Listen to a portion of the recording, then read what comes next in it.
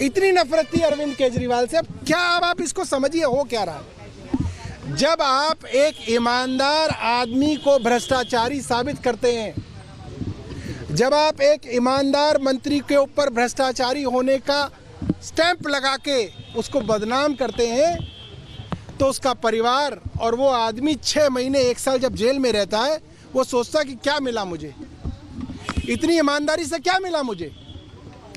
जो लोग हजारों करोड़ रुपए खा गए वो भी भ्रष्टाचारी, और वो तो जेल भी नहीं गए। और हमने लोगों के लिए ईमानदारी से स्कूल बनाए, हमने अस्पताल बनाए, हमने मोहल्ला क्लिनिक बनाए, हमने गरीब बच्चों को पढ़ाया, हमने बुजुर्गों को तीर्थ यात्रा पे भेजा, और हमको भ्रष्टाचारी कह के 2-2 साल जेल में रखा जा रहा है। तो आप क्या कर रहे हैं, भारतीय जनता पार्टी कर क्या रही है, इस देश के सोशल फैब्रिक को डिस्ट्रॉय कर रही है। उस नैतिकता को, उस सामाजिक ताने बाने को आप डिस्ट्रॉय कर रहे हैं। जिस सामाजिक ताने बाने में आपको ये नैतिक शिक्षा दी जाती थी कि आपको ईमानदार रहना है, लोगों के लिए, इंसानियत के लिए काम करना है, और अगर आप काम करेंगे तो आपको कुछ नहीं मिलेगा, पैसा नहीं मिलेगा, बैंक बैलेंस नहीं मिलेगा, शानो शौकत नहीं मिलेगी, मगर आपको इज्जत मिलेगी कि आप कम से कम ईमानदारी से काम कर रहे हैं। इस भारतीय जनता पार्टी की सरकार ने उन ईमानदार लोगों से वो इज्जत भी छीन ली, और सबको भ्रष्टाचारियों की एक कतार में खड़ा करके मैसेज दिया कि लूटो इस देश को जितना लूट सकते हो, लूटो समाज को जितना लूट सकते हो, क्योंकि जो लूटेगा वो भी चोर है, जो नहीं लूटेगा वो भी चोर है। तो आप ये सोचिए कि आपके जो बच्चे जो स्कूल में पढ़ रहे हैं, जो बच्चे आज IAS के एग्जाम में बैठ रहे हैं, जो बच्चे आज पुलिस अफसर बनना चाहते हैं, उनके दिमाग में क्या है, किस बात की ईमानदारी, किस बात के लिए काम करेंगे? लूटो, खूब लूटो, सबको ही भ्रष्टाचारी कहलाना है तो सब लूटेंगे। तो इस केंद्र सरकार ने आपके बिल्कुल जो सामाजिक ताने बाने हैं उस।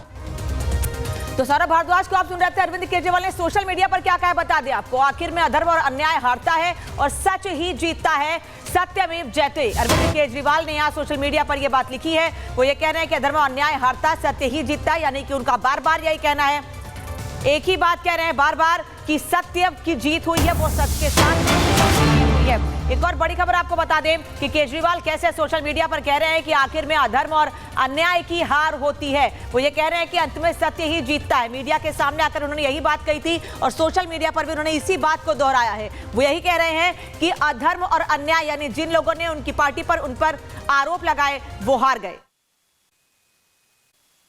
तो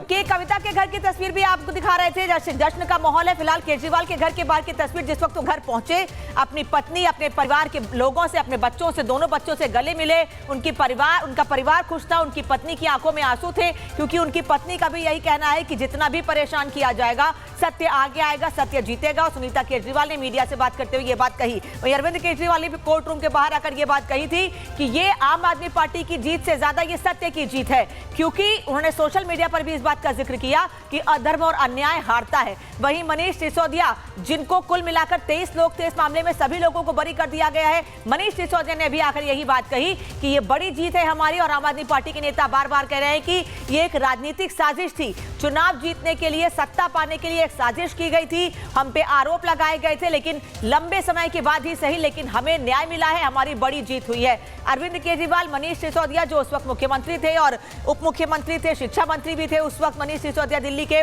उन दोनों को तो बरी किया गया। इनके अलावा कुल 21 लोग और जिनको बरी किया गया इस मामले में, इसमें व्यापारी भी हैं, आम आदमी पार्टी के कई विधायक भी हैं, जिन्हें राउज एवेन्यू कोर्ट ने बरी कर दिया। 2 तस्वीरें इस वक्त आपको दिखा रहे हैं कि कैसे फैसले के बाद भावुक हुए अरविंद केजरीवाल। वहीं दूसरी तस्वीर घर के साथ कैसे केजरीवाल ने जश्न मनाया। केजरीवाल जब परिवार के पास पहुंचे तो गले मिलकर एक दूसरे को बधाई दी। थोड़ी देर पहले तस्वीर हमने आपको दिखाई कि कैसे उनके घर पर अभी मिठाइयों के डब्बे पहुंचे हैं, क्योंकि ये जश्न का माहौल है और आम आदमी पार्टी के नेता कार्यकर्ता यही कह रहे हैं ये जश्न इसलिए है कि ये पार्टी की जीत नहीं है, ये सत्य की जीत है। हम हमेशा से सत्य के साथ रहे हैं, कट्टर ईमानदार नेता हैं अरविंद केजरीवाल, मनीष सिसोदिया कट्टर ईमानदार नेता, और पार्टी हमारी कट्टर ईमानदार है। राम वही बात बार बार दोहरा रहे हैं आम आदमी पार्टी के नेता की कट्टर ईमानदार नेता और पार्टी।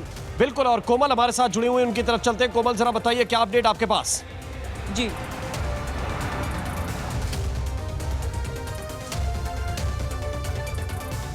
और इस वक्त पूर्व जो राज्यसभा कार्यकर्ता है सांसद वो सुशील यहाँ पे गुप्ता जी पहुंच रहे, हमारे साथ काफी जुड़े बड़ा हुए हैं। दिन है आज। मैं आ रहा हूं कोमल आपके पास। सुशील गुप्ता हमारे साथ जुड़े हुए हैं। सुशील जी, क्या रिएक्शन है आपका, पहली प्रतिक्रिया इस फैसले के बाद?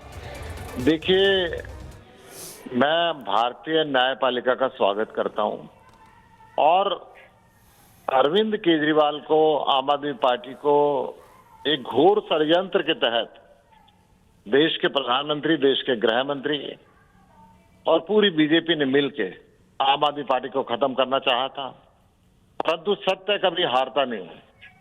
ये सूर्य के ऊपर कालिख लगाने वाली बात है। अरविंद केजरीवाल जैसे कट्टर ईमानदार व्यक्ति को ऐसे झूठे केसों में फंसा के सालों साल जेल रखना, मनीष सिसोदिया जी को जेल में रखना, सुंदर जैन जी को जेल में रखना, संजय सिंह जी को जेल में रखना, ऑलमोस्ट हमारे सर्वोच्च नेतृत्व को इन्होंने जेल के अंदर रखा।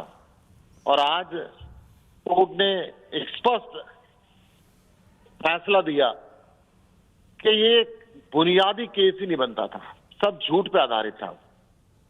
सत्य के हमेशा जीत होती है। भारत जैसे लोकतंत्र के अंदर ऐसे तानाशाही शायद कभी पैर नहीं पसार सकते। जितना मर्जी ये जुल्म करें, परंतु हिंदुस्तान के लोग, हिंदुस्तान का लोकतंत्र और हिंदुस्तान का न्यायतंत्र हमेशा हिंदुस्तान की रक्षा करता है, और वो रक्षा आज अरविंद केजरीवाल जी और इनके सभी साथियों की। दिल्ली में कुछ सक्रियता इसके बाद अरविंद केजरीवाल बढ़ नहीं पाएगा। खुद कोर्ट में कहा, ओपन कोर्ट में कहा, और आखिरी में पलट गए, मगर बेल मैं नहीं दूंगा।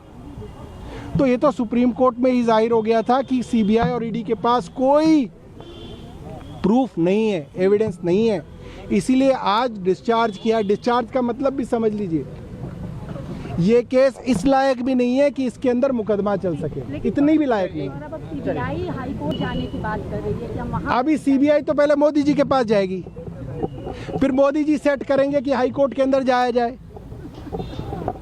सीबीआई तो पहले अपने पापा के पास जाएगी। अच्छा सौरभ जी, ये पापा बताएंगे कि कहाँ जाना है। सौरभ जी, ये जो मामला हुआ है विपक्षी पार्टियों पर जिस तरह से और भी लोगों पर आरोप लगाते हैं और सीबीआई का, ये कितना बड़ा एक सौरभ भारद्वाज है हमारे साथ। एक मिनट। सौरभ भारद्वाज है हमारे साथ बातचीत के लिए। सौरभ, पहला रिएक्शन वही रहा था हमारी पार्टी के लिए। देखिए, बहुत बड़ी बात।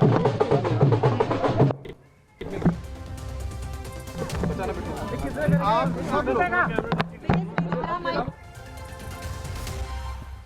तो आप तस्वीरें देख रहे हैं, कहीं पर जश्न मनाया जा रहा है, ढोल नगाड़े बजाए जा रहे हैं, नेता बधाइयां दे रहे हैं और सीधे तौर पर आरोप बीजेपी के ऊपर लगा रहे हैं कि इन लोगों का ये षड्यंत्र था, सत्ता से हटाने की साजिश थी, बदनाम करने की साजिश थी, ईमानदार नेता की छवि को बदनाम किस तरह से किया जाए उसका पूरा षड्यंत्र था।